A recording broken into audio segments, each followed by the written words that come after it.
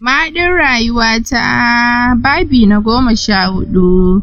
Assalamu alaikum masu sauraro, barkanmu da wannan lokaci, sannunmu da sake kasancewa tare da ku a cikin wannan shirin na karatun littafin Hausa, wanda muke ci gaba da karanta littafin nan mai suna Mahaɗin rayuwata, littafin marubuciya Fatima Sunusi Rabi'u.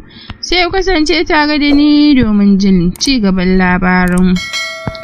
Suna isa har lokacin Ummi na tsakar gidan ita ɗaya, tana ganin su da sauri ta ƙarasa gare su ta ce, ya jikin nashi? Da sauƙi, Baba Lawal ya amsa mata. Baba ya ce, wani sauƙi Lawal, yaron da yake can kwance rai a hannun Allah, tabbas yana cikin wani yanayi. Abin da ya fi ɗaga min hankali yadda muka baro mahaifinsa na kuka, jan su ta yi waje guda suka zauna. Wata magana ta yi musu, ai da sauri suka ɗago, musamman Baba ya ce, haba anti, bai dace ki ce haka ba, ni ba da wata manufa na faɗi hakan ba. Ta ce, kamar yadda na sanar maka haka abin yake, shi da kanshi Sadat ɗin ya sanar min da hakan, don haka kar ka ji komai. Dukansu ajiyar zuciya suka yi tare da gamsuwa sosai da hujjojin da Ummi ta basu. Haka suka kwana ranar cikin farin ciki. Tun safe wajen 7 Baba da Baba Lawal suka fita zuwa asibitin, inda suka tarar da Almansur ya farfado, sai dai ya ƙi magana. Duk yarda suka yi da shi ya ce wani abu ya ƙi, sai da Baba ya musu bayani sai kawai gani suka yi Almansur ya miƙe cike da ƙarfi, da sauri ya riƙe hannayen Baba ya ce, Baba da gaske kake, ka amince ka bani auren Amira? Gyaɗa kai kawai Baba yi, domin sosai yake mamakin irin wannan soyayya da ke tsakanin Almansur da Amira. Dadi ya yi wa Baba godiya sosai. Take Almansur ya sa aka sallame su suka wuce gida. Abbas Baba abin da yake sai ta aminin sa murna da farin ciki. Ummi kuwa har cikin ranta ta so Sadat ya aure Amira, domin ya ce mai nagarta da kowace uwa za ta so ɗanta ya aura. Sai dai kash, wannan furuci da Sadat ya sa sam ta ji aurensa da Amira ya fita a ranta, balle da ta ji shi ma baya son ta. Daman a tunaninta tun da ya yi shiru to yana son Amirar ne. Tun da ya yi shiru yana son Amirar kenan, shi ya sa ta ƙara amincewa da haɗin, amma tun da har baya son ta, to ba za ta amince ya je ya gallaza mata ba. Sam dai namiji na son ka, to ƙiyayyar mace ba mai zurfi ba ce, shi yasa da farko ta amince da nan gaba Amira za ta so Sadat, tunda shi yana son ta, amma tunda shi ma baya son ta, zaman nasu ba zai yi kyau ba.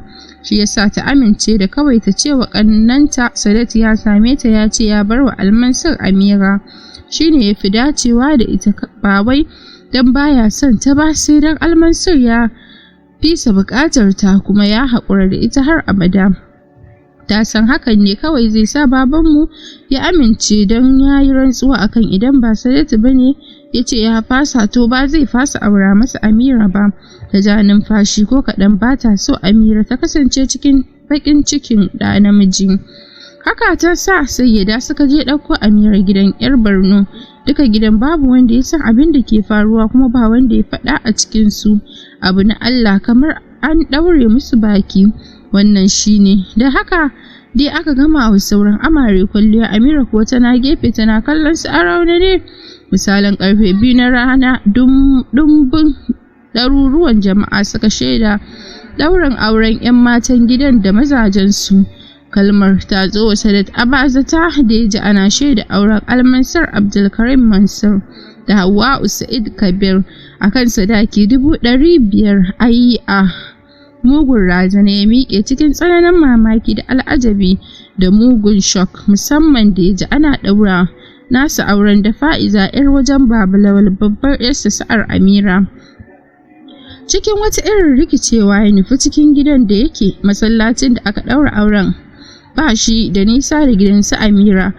Mutane 'yan biki sun yi yawa, sai hidindimin biki ake, amma duk da haka sai da Sadat ya shiga ciki. Yana shiga kuwa aka yi kansa da tsokanar ango bai bi ta kansu ba, burin sai isa ga mahaifiyarsa. Ita ma tana ganin sa hakan, da sauri ta ja shi suka keɓance inda babu mutane sosai. Tuni hawaye suka fara zubar masa, idanuwansa kuwa daman sun daɗe da rinewa kamar jan gauta saboda ja. Cikin wata irin murya ya ce, Ummi, wai ba da ni fa aka ɗaura auren Amira ba. Ido ta zuba masa da sauri ta kama hannayensa ta ce, Ummi ya ce, Ummi magana fa nake ba da ni aka ɗaura aure ba da wani ne. Ajiyar zuciya ta saki ta ce, Sadat, ba ka ce ba ka son Amira ba? Sosai ya zaro idanuwa yana kallon ta cike da mamaki ya ce, Ni kuma wallahi ban ce haka ba, wa ya faɗa miki? A rikice idasa maganar kama sai ta ce ka kwantar da hankalinka Sadat, tunda ba ka son Amira rashin haɗa auren ku shine daidai, domin auren ku idan duka ba ku son junan ku akwai matsala. Sai kawai ta ga ya fara hawaye ya ce, Ummi ina son Amira. Wai wane ne ya ce miki ba na son ta? Zuba masa ido ta yi na wani lokaci kafin ta ce, Sadat, baki shi ke yanka wuya. Jiya da daddare na ji kana waya kana sanar da abokinka ba ka son Amira saboda mu muna so ya sa ka amince. Hakan ya sa na sanar ba ka son ta a bata wanda ke son ta. Ai tuni ya sakarwa Ummi kuka ya ce, Inna lillahi wa inna ilaihi raji'un. Wallahi Ummi ina son ta, kai wasa nake masa. Idan da ba na son ta ai da tun farko ba zan amince da aurenta ba. Ummi me yasa kika yanke wannan danyen hukuncin ba tare da kin ji daga gare ni ba? Baki ji ta baki na ba Ummi, ya zan yi? Wallahi ina son Amira. Sosai ya fashe mata da kuka. Nan fa hankalin Ummi ya tashi sosai ganin yadda lokaci guda tilan dan nata ya fita daga hayyacinsa. Tare Teresa ta yi ta rungume sanan take ta ji hankalinta ya tashi. Me yasa za ta yanke hukuncin nan bayan bata ji ta bakinsa ba? Tana tausayawa wani ita ma gashi nan nata dan zai fada inda wancan ya fito. Ganin yana niyyar zube mata yasa ta yi wata ƙara da ya dawo da hankalin 'yan bikin kansu. Da sauri aka zo aka tallabe su. Salati da sallalami ake daidai fitowar Amira. Ta ji wani maroƙi yana faɗin, Alhamdulillah, yau dai mun shaida auren Al'amin da Hawwa'u, aure mai albarka na Sadat da Fa'iza. Gana bata tsaya sauraron sauran ba, da gudu ta yo cikin gida cikin farin ciki da kuma kaduwa. Karo ta ci da dandazon mutanen da ke kansa da tsayawa ta yi cak jin inna na tambayar wata daga cikin 'yan biki me ke faruwa. Matar ta ce Sadat ne ya faɗi jin an ɗaura auren Amira da wani ba shi ba, kuma an ba su 'yar wajen Lawal. Amira bata san lokacin da murmushi ya sabace mata ba. Da sauri ta juya da gudu ɗakin Anna. Kinkibar Sadat aka yi sai asibiti, domin har su baba sun shigo cikin farin ciki sai suka tarar da wannan abu. Nan fa gida ya ɗauka. Amira ba Sadat ta aura ba, kowa da abin da yake faɗa. A can asibiti kuwa Ummi idan ban da hawaye babu abin da take, kuma ta sa a ranta dole ne Almansur ya saki Amira. Sadat ya aure ta. Abin da take ta sanar da Sadat kenan, dan ba ta son ta rasa shi. Ta yi takaici da ta na sanin abin da ta aikata. Ba taɓa tunanin hakan za ta faru ba. Ta ce tun da gida bai ƙoshi ba, ba za a ba dawa ba, dole ne Almansur ya saki Amira. Lokacin da aka daura auren Almansur bai taɓa tsintar kansa cikin farin ciki ba irin na yau. Washe fararen haƙoransa kawai yake a ransa yana furta Alhamdulillah, masha Allah. Abbas kallonsa kawai yake, ganin abokin nasa cikin wani sabon farin ciki. Hakan ya masa daɗi sosai. Fatansa Almansur ya kasance cikin farin ciki a koda yaushe. Haka ne burinsa. Almansur ya so ya ga Amira kafin su wuce. Abbas ya ce saurin na me ka yanzu fa Amira taka ce, an jima nan za a kawo maka ita a har gida. Cikin farin ciki ya ce da kamar wuya a kawo ta an jima. Abbas ka san babu abin da na mata yanzu, idan mun koma gida zan ba wa momi kuɗi ta haɗa min lefe da duk wani abu da ban yi ba da farko. Abbas ya ce kuma haka ne, ai dai an riga an yi mai wuyar, waɗannan duk masu sauƙi ne. Ya ce gaskiya ne, dadi ne ya sanar da momi maganar auren. A wani firgici ta tashi tare da riƙe ƙirji ta ce, Almansur kuma aure? Yanzu yaro kamar Almansur zai yi mata biyu? Matar ta farko ko haihuwar fara ba ta yi ba? Dadi ya ce lafiya kika firgita haka? Almansur yaro ne mai ƙoƙari, mata 4 ma zai iya riƙewa bare 2. Zaunawa ta yi a ranta ta furta, ina so na gama da Rahina, yanzu kuma ya ƙaro wata. Tab, akwai fa sauran aiki a kaina. A fili kuma murmushin yaƙe ta yi ta ce abin ne bai min daɗi ba, ko dan ba ni bace na haife sa yasa za a ba za a faɗa min ba sai yau da aka ɗaura auren matar tasa ta sani ko. Dadi ya ce ba haka ba ne, abin ne duk ya zo a ture. Nan ya ba ta labarin abin da ya faru. Ta ji daɗi da Rahina bata san komai ba, ta wannan hanyar ma za ta ƙunsa mata baƙin ciki, ita kuma amaryar ta zo tana jiranta. Ta ce ayya to Allah ya sa alkhairi ya bada zaman lafiya. Suka amsa da amin. Nan Almansur ya bata cek na ɗaruruwan dubunnan kuɗi, ya ce ta yi duk abin da ya dace, daga kayan sa rana zuwa na lefe da sauran duk abin da ya dace. Ta amsa a zuciyarta tana cewa wallahi daga kai har amaryar sai na ga bayan ku. Almansur gidansu ya wuce cike da murna da farin ciki mara misaltuwa.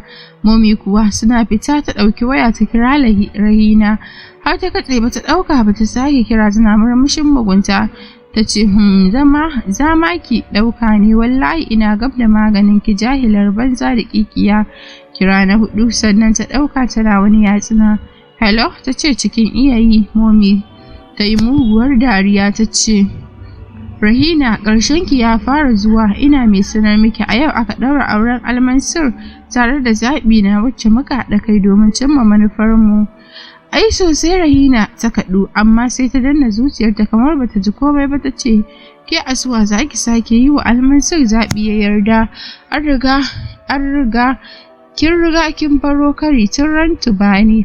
Wallahi ƙarya ne, ki ba wa Almansur mata ya sake amsa a wannan karon. Kuma ina son ki sani babu yadda za a yi har Almansur ya ƙara aure ba tare da na sani ba. Momi ta yi saurin katse ta cikin tsawa da cewa ke Asuwa wawa sakarya, aiki har yanzu baki cika cikakkiyar matar gida ba, balle har dan Almansur zai yi aure ya sanar miki. Sosai maganar Momi ta ƙona mata rai, musamman da ta ji ta ci gaba da cewa yarinya naki wasa ne, ni na mayar da ke wawiya shashasha ne, saniyar ware, duk abin da kuke ciki na sani. Ina so ki sani ina gab da rusa ki, ni bana ɓoye-ɓoye ga mata nan na basu, kuma sosai yake son ta, ke kuwa sai buzunki. Ha. Momi ta saka wata muguwar dariya tare da kashe kiran. Sosai jikin Rahina ya sanyi, ta zube a gurin kan kujera, waya a hannu daidai shigowar Almansur cike da nishaɗi. Fuskarsa wasai, kai kana kallonsa ka san yana cikin farin ciki. Da sauri ta sha gabansa domin bata taɓa ganinsa cikin farin ciki irin wannan ba. Kallonta ya yi cike da alamar tambaya. Cikin bala'i ta ce me nake ji haka, wai da gaske ne ka yi aure? Wani wawan kallo ya mata, baya son bata wannan farin cikin nasa. Ya ce yau ina cikin farin ciki da murna wannan rana, don haka ke baki isa ki bata min shi ba. Ya haye sama da sauri. Ai Rahina ji ta yi kamar ta shaƙo ta saboda bakin ciki. Binsa ta yi a baya, yana hawan bene faɗi take wannan amaryar ba alkhairi ba ce a gare ka, tun wuri ka sauwaƙe mata, domin burin su kashe ka ne. Wallahi idan baka sake ta ba, ni da kaina sai na kashe ta. Take ya tsaya jin furucin Rahina, a hankali ya juyo, wani murmushi ya saki kafin ya ce babban kuskuren da zaki tafka kenan a rayuwarki. Wallahi zan iya yin komai akan mahaɗin rayuwata, ita ɗin wata ɓangare na ce, don haka kiki yayi faɗin wannan mummunar kalmar daga bakinki. Yana gaba faɗar haka ya wuce cikin bedroom ɗinsa. Ji ta yi kamar mai a fili ta furta wallahi inda yarinyar nan ce mahaɗin rayuwarka, to rayuwarka tana cikin garari. Alƙawari ne sai na ga bayan duk wani abu da zai shiga shamaki tsakanina da kai.